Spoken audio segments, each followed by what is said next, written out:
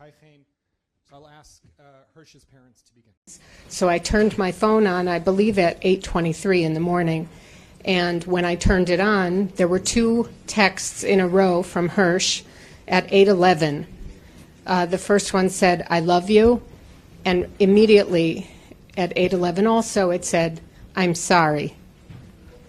And so I knew immediately, wherever he was, it was a terrible situation. I took it to mean, I love you and I'm sorry because whatever is going to happen is going to cause you tremendous pain and worry. Since that time, I of course tried calling him right back. There was no answer. I texted him a couple times, "Are you okay?"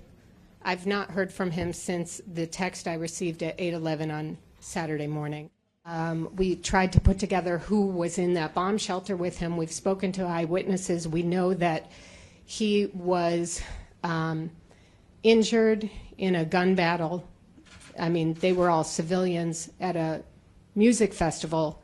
They were fish in a barrel, sitting in this bomb shelter.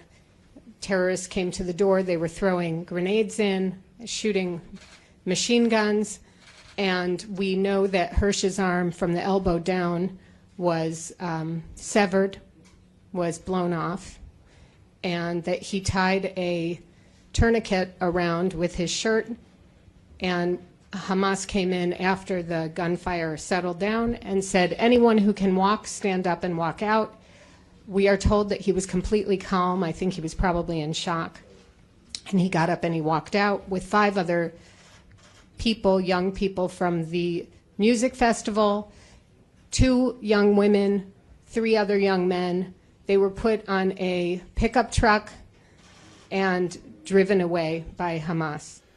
My mom used the little bit of Arabic that she picked up working as a nurse in the hospital in Soroka for 20 years to calm down the terrorists. And it is our hope, which is a little bit ridiculous at this stage to say that the optimistic scenario here is that she's held hostage in Gaza and not dead on the street of the kibbutz where we grew up. My mom devoted her life to helping other people of all races and genders in her practice as a nurse in the hospital in the Negev in Beersheba. She installed this passion for people in us, her kids, and her grandkids. I want also to speak about the responsibility that the U.S. administration, President Biden, and the Secretary of State Blinken has for the lives of every U.S. citizen that is out there. And they are responsible to bring the U.S. citizens back home safe and sound. We expect nothing less, and I want to be blunt when answering this question and say 0 communication from the Israeli government, 0 communication on our side. Itai, my son, joined the army about a year ago. He's in the armed corps. He was serving on the border of Gaza. The last time that we heard from him was Saturday morning, where he said that they were under attack. We know that he was active, that he was in communication for a while, but since then, silence.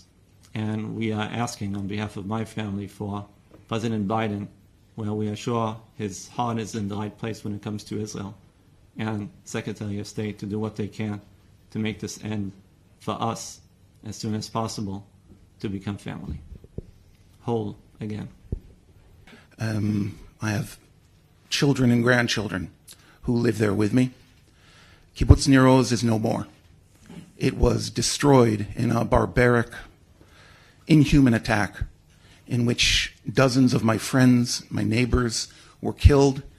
Many dozens more are either known to be hostages or missing. I'm here speaking today, reaching out to my son Sagi, who grew up on the kibbutz, Sagi Dekel-Chen. He's an arm length away in Gaza, evidently, but couldn't be farther from me and our family right now. Sagi is the father, as you can see, 35 years old, the father of two beautiful daughters, and his wife is now pregnant with their third daughter.